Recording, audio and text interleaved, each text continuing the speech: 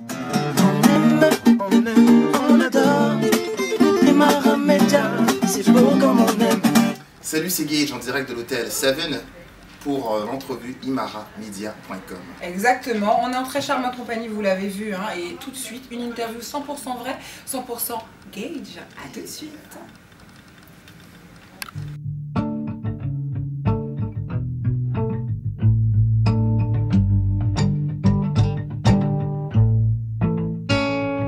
In a public square or anywhere, it's really nice to find someone who cares. It rains and snows on everyone, yet how do you do is never overdone. When you call, you bring the sun. Hey. Salut à tous les internautes d'imaramedia.com, nous sommes à l'hôtel Seven et en très charmante compagnie comme vous pouvez le constater. Il s'agit de Gage qui est juste à mes côtés. Comment ça va, Ça va Gage? très bien, toi, Ima. Ça va très bien.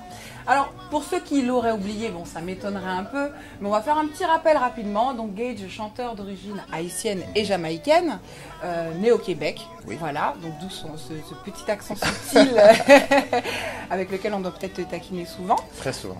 Exactement, tu nous as fait frissonner avec les titres Pardonne-moi, Je t'aime quand même, Pense à moi, Trop Fresh aussi, c'était vraiment très, c'était excellent pour les oreilles. Merci. Et après une petite absence, tu reviens avec un titre très positif, un titre qui donne juste envie de se réveiller le matin, de mettre play, de se laisser aller, à bien l'écouter pour pouvoir s'imprégner des bonnes vibes, de ces vibes positives que tu balances comme ça à travers ta voix.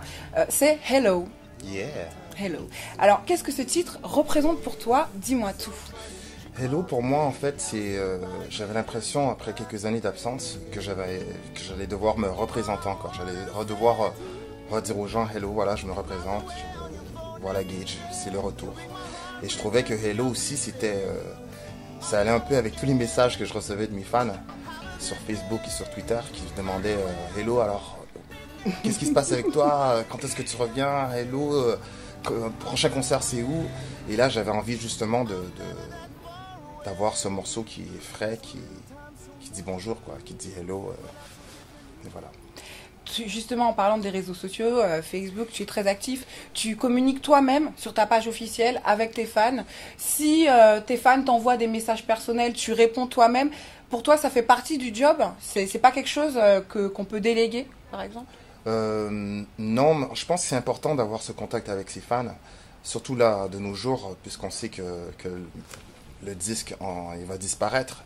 Je pense que c'est vraiment à travers les réseaux sociaux que tu peux vraiment avoir ce contact, puisque de nos jours, en plus, on rentre moins dans un album pour rentrer dans l'univers de l'artiste. C'est vraiment morceau par morceau. Et là, l'autre moyen de pouvoir rentrer dans cet univers, c'est justement d'utiliser les réseaux sociaux, dans le Facebook. Et moi, de répondre à mes fans, c'est un truc qui me plaît énormément déjà. Toi-même, tu sais, parce qu'on communique déjà sur Messenger. C'est comme ça, voilà. Alors, juste pour la petite histoire, c'est comme ça que j'ai réussi à avoir cette interview, en dialoguant moi-même, voilà, en y allant au culot. Et il a répondu, voilà. Voilà. Très bien. Alors, pour revenir sur Hello, il y a un super clip qui tourne sur YouTube. Vous pouvez aller regarder, hein, n'hésitez pas. Et on peut apercevoir, un peu avant la fin du clip, une petite surprise. C'est un peu des retrouvailles musicales, puisque tu vas rejoindre Corneille. Avec qui tu partages un petit moment. C'est important pour toi que dans ce comeback, Corneille soit présent parce qu'il était là au début. Au début. On rappelle, hein, c'était le groupe One avec Gardy Fury, hein, je me rappelle. Exactement, bravo. Voilà. I'm just doing my job, you know. Yeah, she is. Donc c'est important pour toi? C'était important pour moi. Déjà, j'avais envie de taire les mauvaises langues qui disaient qu'on avait un problème entre les deux. Je pense que quand on est des artistes, c'est important de pouvoir faire son chemin. Il a fait un peu son chemin, moi j'ai fait de mon côté. Et là, c'est bien que la vie nous ramène et que les circonstances étaient propices justement à ce qu'il puisse participer à mon clip. Et du coup, c'est un retour, quoi. C'est une amitié qui reprend, quoi. Des deux côtés, alors parce que là on voit cette présence là de Corneille de ton côté, et puis il y a ta présence aussi du sien, puisque vous avez travaillé sur un titre ensemble, un titre aux accents un peu reggae, donc c'est Tu mérites mieux. ce qui est très étonnant avec toi, c'est que on sent vraiment, tu n'as pas de limite en fait dans ta musique. C'est-à-dire que ça peut être du zouk, ça peut être du compas, ça peut être de la soul, ça peut être du R&B, ça peut être du reggae, ça peut être du rock. Est-ce qu'il y a un genre musical auquel tu toucheras jamais? Waouh. Toucherai jamais, non, je pense pas. Je pense que j'aime trop la musique. Je suis trop rebelle en fait pour me dire. Je pense même un opéra, je serais intéressé à voir. On peut avoir un petit extrait là d'opéra, non? Mais non, mais je pense à quelqu'un comme Freddie Mercury, qui était justement un des premiers à faire un genre de rock opéra. Quand on pense à Bohemian Rhapsody, on sent bien sûr le côté rock, mais on sent aussi le côté opéra par tous les effets de voix. Et je pense que c'est vraiment. J'aime la musique, alors j'aime pas même la country. Je pense qu'il y a de la beauté dans la country. Je pense à I Will Always Love You, qui est un morceau de Dolly Parton à la base. Country, finalement Whitney Houston en a fait un autre truc qui était complètement plus soul. Alors je pense que quand tu es un bon artiste, justement, tu dois être capable d'être hybride, de te transformer. Si tu es capable de pouvoir toucher les gens de différentes manières, et je pense que ça a toujours été ma lignée, et je vais la garder. Alors, dans cet amour que tu portes à la musique, est-ce que tu serais capable de me dire pour toi la définition d'un véritable artiste? Waouh. Je sais pas. Un artiste, je pense que c'est quelqu'un qui a beaucoup de faiblesses. Honnêtement, qui a besoin beaucoup d'amour, qui est peut-être trop sensible. C'est difficile de définir un artiste, je trouve. C'est trop complexe, c'est trop vaste. C'est très vaste. Je pense qu'un artiste, c'est quelqu'un qui crée, qui a besoin de créer. Moi, j'ai besoin de créer tous les jours. C'est impossible pour moi de juste rester comme ça. Même ça, juste de rester comme ça, je vais penser, je vais me dire, ah tiens, les boules, ça me fait penser à un autre truc, je vais vouloir écrire. Bon, alors là, tu es en interview avec Imara, si tu veux créer quelque chose, je là. Je ferai un truc sur toi parce que tu es tellement jolie. Alors oui, tout à fait. Non, mais c'est vrai. Alors, qu'est-ce que tu adores le plus dans la musique? Les univers, en fait. Alors, j'ai l'impression que, en fait, nos vies, c'est comme une trame sonore pour moi. J'ai l'impression que là, il y a des violons qui jouent maintenant. Parce que là, maintenant, c'est un truc qui se passe, il y a une source, peut-être c'est ton sourire, je sais pas. Mais il y a un truc qui se fait que, et je pense que dans la musique, c'est cette ambiance. En plus, avec les écouteurs, tu te mets les écouteurs et tu as l'impression que tu es avec l'artiste qui chante. Ouais. Voilà. Tu rentres dans l'histoire, tu rentres dans ce film. Et là, en plus, avec le clip, ça rajoute sur ton histoire. Et là, du coup, tu marches et j'aime cette ambiance, j'aime ce truc de pouvoir, cet échappatoire, en fait. Je pense que la musique, c'est surtout ça, c'est ce que j'aime. En fait. Tu es né au Québec, tu as évolué pas mal là-bas au niveau de ta carrière musicale, en France aussi. Pour toi, s'il y avait une différence, bon, il y en a une forcément, même plusieurs, quelles sont-elles? Quelles sont ces différences? Qu'est-ce que la France t'apporte? Qu'est-ce que le fait de travailler chez toi t'apporte? Dis-moi. Déjà, l'attitude quand tu marches dans la rue, j'ai l'impression qu'à Montréal, on a plus le sourire facile. C'est moins dur en fait. Je sais pas, je pense que la musique, les gens ici, ils ont une autre façon de penser, mais en même temps, ma carrière a démarré ici, alors je ne peux pas vraiment cracher vraiment sur tout ce que j'ai appris ici. Mais ça a été vraiment une expérience, ça a été vraiment un travail de fond. Un travail de fond à trouver les bonnes personnes avec qui travailler. Là, j'ai changé de maison de disque, j'ai changé d'équipe. J'ai dû faire beaucoup de changements en arrivant ici, ça n'a pas été très facile. Ensuite, trouver des gens avec qui allaient pouvoir rentrer fiables. Ça, c'est très difficile à trouver quand un artiste déjà qui est quand même établi, parce que j'ai 2 albums derrière. Et bien sûr, il y a tellement de gens qui se disent, voilà, moi je suis manager, ou moi je suis producteur, ou moi je peux t'amener là. Et là, il faut avoir le discernement, et il faut se faire confiance et pouvoir... Pour toi, c'est l'équipe qui fait l'artiste? Tout à fait.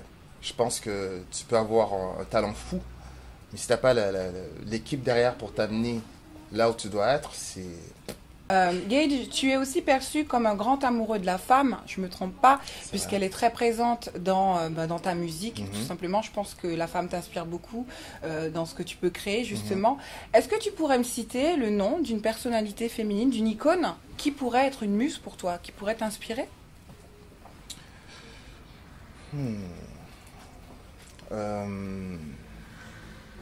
Sade.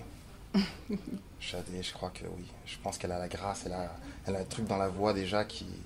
Elle a pas, comment je pourrais dire, un registre extraordinaire, mais je pense qu'elle a appris à parler avec son cœur. Il y a un truc qu'elle transmet qui est sexy, c'est classe, c'est toujours des trucs qui, moi en tout cas, m'inspirent. C'est ça la femme idéale pour toi? Ça serait ma muse. Tu m'as posé ça comme question. Voilà, je te réponds ça, c'est Shadé. Très bien, Shadé, d'accord, c'est noté. Alors, notez un petit peu, hein, les fans, là, on note un peu. Shadé, ça pourrait être la muse de Gage. Et toi? Alors, bah, version moi... mâle, qui serait ta muse? Barack Obama. Barack Obama, c'est vrai. Ok. Ben, un long chemin et un beau résultat, une belle symbolique, mais c'est à moi de poser la question, c'est pas à toi. Je m'excuse. C'est moi qui commande. Alors, juste pour revenir sur ce côté femme, dans Trop Fresh, ce que j'aimais bien, c'était ce petit côté, on avait l'impression de te voir dans la vie de tous les jours en fait. Ce côté, bon, j'ai eu un coup de foudre pour une femme, mais je veux lui parler mais pas trop, mais en même temps je lui envoie quelques petits signaux. C'est comme ça que tu es dans la vraie vie. Si tu as un coup de cœur pour une femme, est-ce que tu es plus du genre, peut-être plus réservé, dans ton coin, des petits signes de l'œil, ou est-ce que au contraire tu as confiance en toi parce que c'est quand même Gage et tu y vas franco? Dis-moi tout. Moi je suis un timide. Oh, on dit tout ça. Non mais c'est vrai. Et ensuite il faut comprendre que quand tu es artiste, il y a combien de gens qui viennent vers toi déjà à la base. Et ensuite tu as l'impression que tout le monde te connaît. Mais en fait tu connais personne. Tu connais personne et bien sûr dans ce métier, tu rencontres combien de femmes en fait qui sont des michetonneuses, qui sont des gens qui sont après ton argent, qui sont là pour des mauvaises raisons. Je pense que c'est dur pour un artiste de trouver quelqu'un qui va vraiment t'aimer pour toi. Pas justement pour la fame ou parce que tu as fait un clip, parce que tu connais un tel. Et moi, c'est ce que je trouve qui est difficile. Et tu as trouvé ou pas? Donc, tu n'as pas trouvé vu que c'est difficile. J'ai pas trouvé. Haha!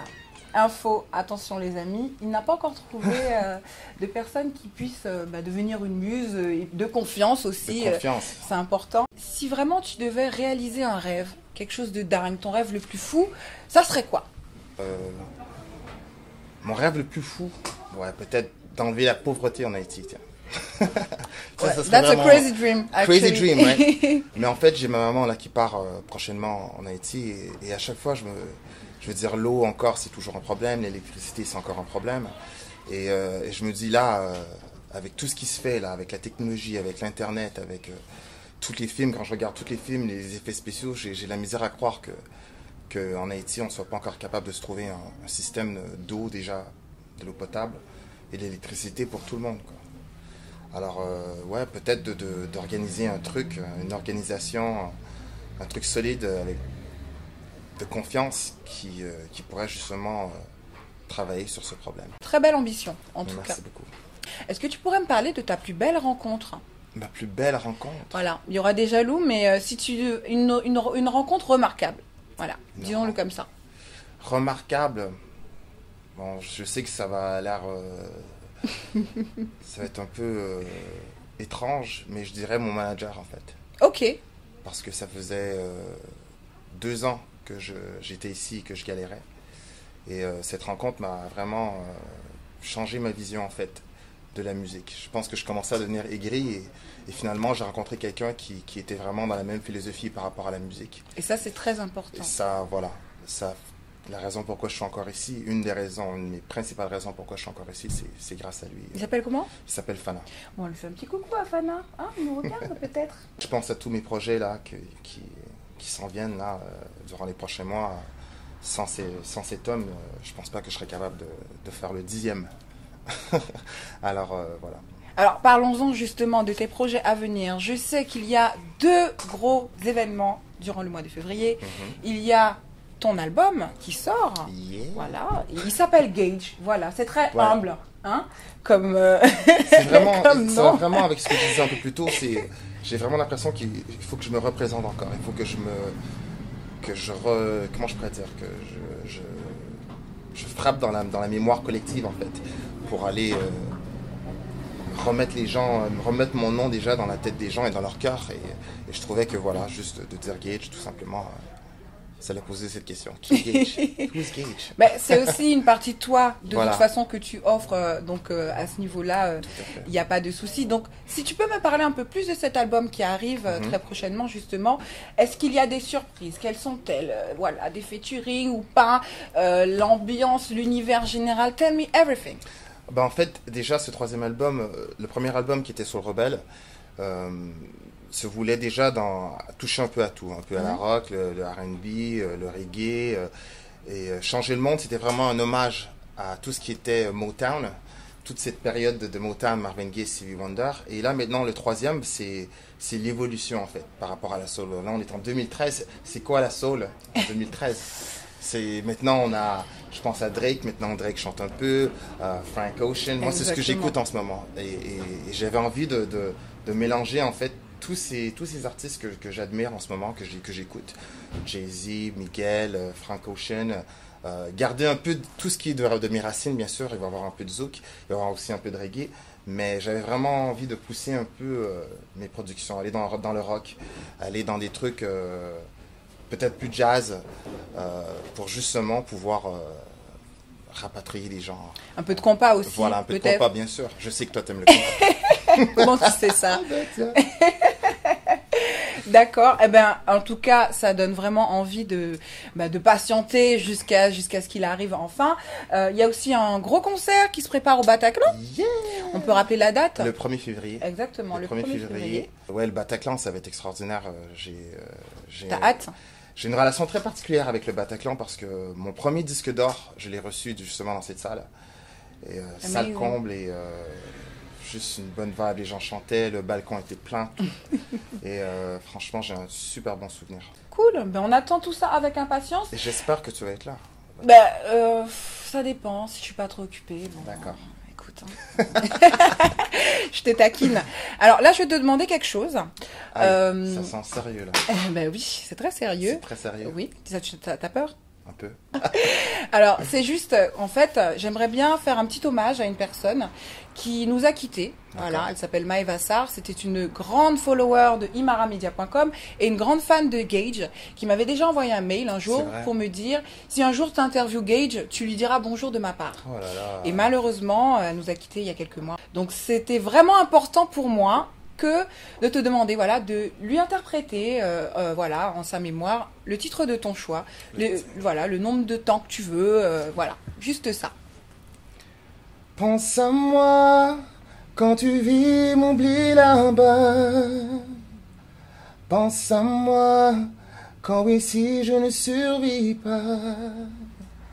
Pense à moi quand la vie reprend dans ses bras. Pense à moi quand je meurs et m'ennuie de toi. Eh ben moi j'applaudis. J'applaudis. Merci beaucoup pour ce bel hommage. Je suis sûre qu'elle aurait été très très très contente et très honorée de te voir interpréter ça pour elle et que de là où elle est, tout simplement c'est l'effet que ça lui fait. On reste à l'affût de ton actualité sur imaramedia.com. On reste en contact? Bien sûr, Imara. Très bien. En Messenger, tout cas, toujours. Exactement. En tout cas, merci beaucoup, beaucoup, beaucoup d'avoir honoré ce rendez-vous, d'avoir partagé du temps avec moi, avec nous. Je te souhaite une très, très belle continuation. Beaucoup, beaucoup de choses positives pour toi, pour la suite. Et puis, j'espère que ça ne sera pas le dernier entretien. Non, mais merci déjà à toi de m'avoir invité. C'est normal. J'espère te revoir. Déjà au concert du Bataclan. Exactement, on a dit le 1er février et le 3, c'est l'album Gage. Cool, merci. Merci à toi. À plus tard les amis.